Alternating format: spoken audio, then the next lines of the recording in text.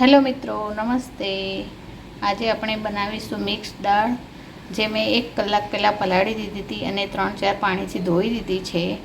હવે આપણે એને કુકરમાં બાફવા મૂકીશું. દાળ વસ્તુ એવી છે કે મિત્રો દરેકના ઘરે, દરેક ગુજરાતી લોકોના ઘરે બનતી જ હોય છે. ચલો તો આપણે એને બાફવા મૂકી દઈએ. એમાં જરૂર પ્રમાણે પાણી લઈ લઈશું.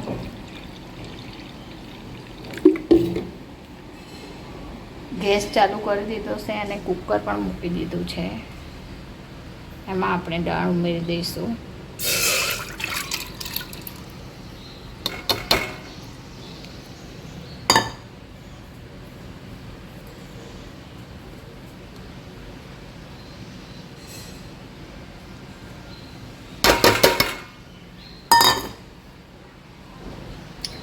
પાણી આપણને જરૂર હોય એટલું ઉમેરવાનું.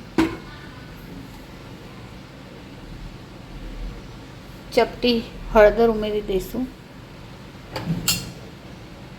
જરૂર પ્રમાણે મીઠું ઉમેરી દઈશું અને 1 ચમચી તેલ ઉમેરી દઈશું અને 3 સીટી વગાડી લઈશું. મિત્રો, દાળ બફાય ત્યાં સુધી આપણે એનો મસાલો કરી લઈશું. મસાલામાં આપણે 5-6 લસણની કળી લઈ લઈશું. 1 ટેબલ સ્પૂન આપણે આખા દાણા લઈ લઈશું.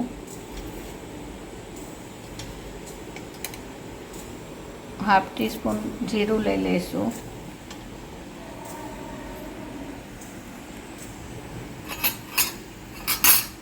લીલા ધાણા લઈ લઈશું.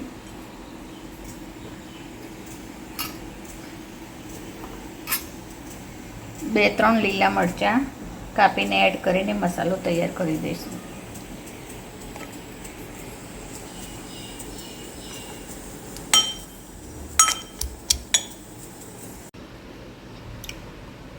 દાળ આપણી રેડી થઈ ગઈ છે. હવે આપણે એનો વઘાર કરી લઈશું.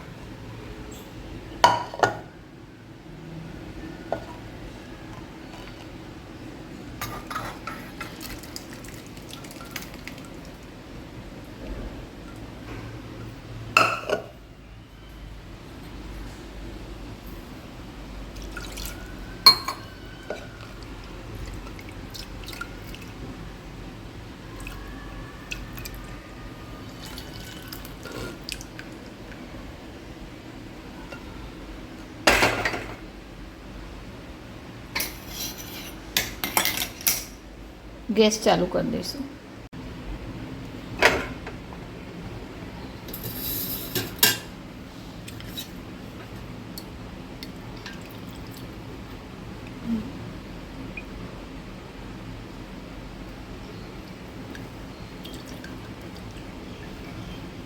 બે 3 ચમચી તેલ એડ કરી દઈશું.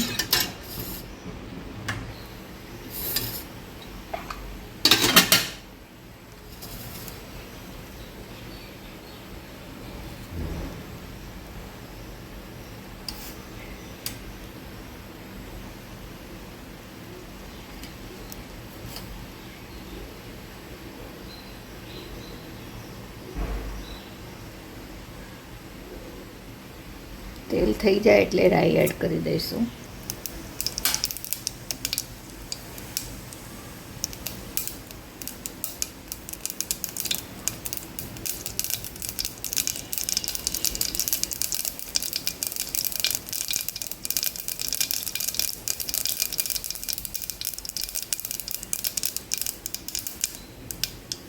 થોડી હિંગ એડ કરી દઈશું.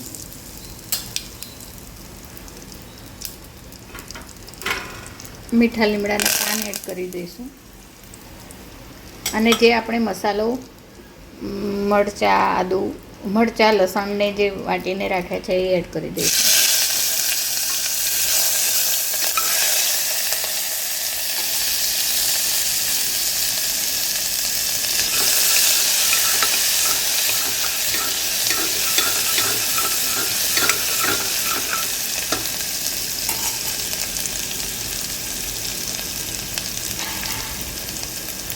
એમાં આપણે મેં આ જે લીલા ધાણા આવે છે એને પાછળની જે ડંડી આવે છે એ ઝીણી ઝીણી કટ કરીને રાખી છે અને એનાથી સારો એવો ફ્લેવર આવે છે શાક દાળમાં. હું મારા ઘરે હોય ત્યારે જ્યારે બી હોય ત્યારે હું એને નાખું જ છું. તો આપણે એ એડ કરી દઈશું.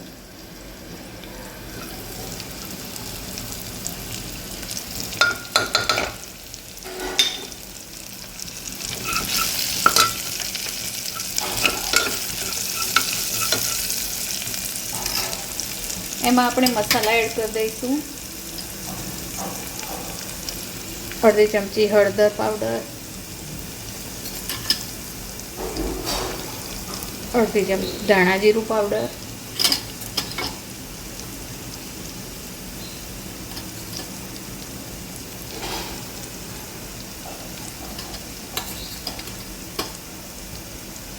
એક ચમચી મરચું પાવડર,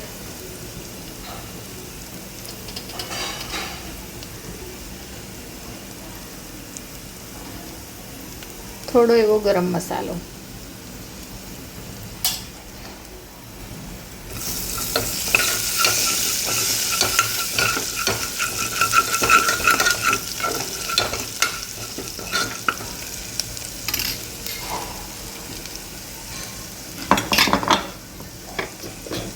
થોડુંક મીઠું પણ ઉમેરીશું. મીઠું આપણે જ્યારે દાળ બાકી હતી ત્યારે થોડું નાખ્યું હતું, અત્યારે થોડું ઉમેરીશું.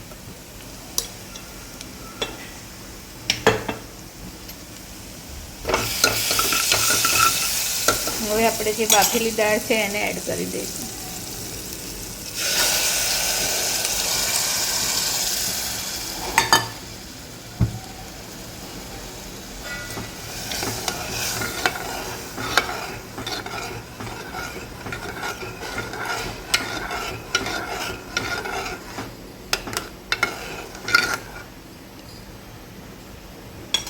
એમાં થોડું પાણી ઉમેરીશું.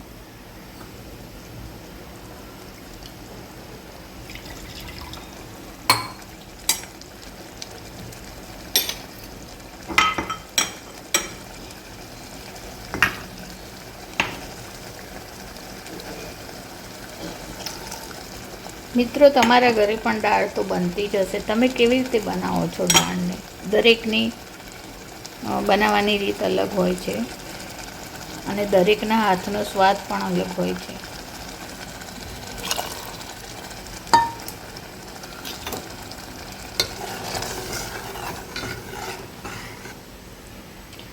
અને દાળમાંથી સારું એવું પ્રોટીન આપણને મળી રહે છે, એટલે દાળ તો બનાવવી જ જોઈએ. બાળકોને પણ આપવી જોઈએ બનાવીને.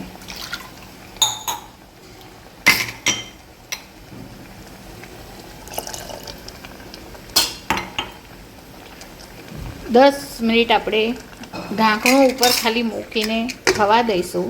ફીટ નથી કરવાનું.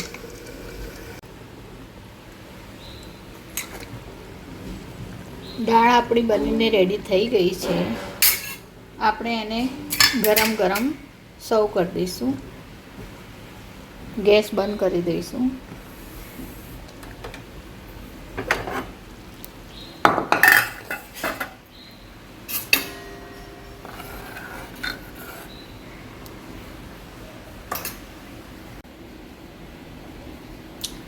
દાળ આપણે બાઉલમાં કાઢી લીધી છે. આપણે એમાં લીલા ધાણા ઉમેરી દઈશું.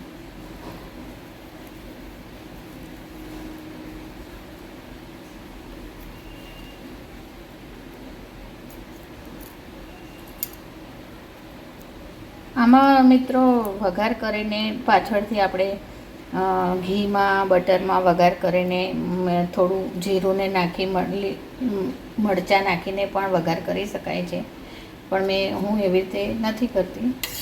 અને એમાં એક ચમચી ઘી એડ કરી દઈશું.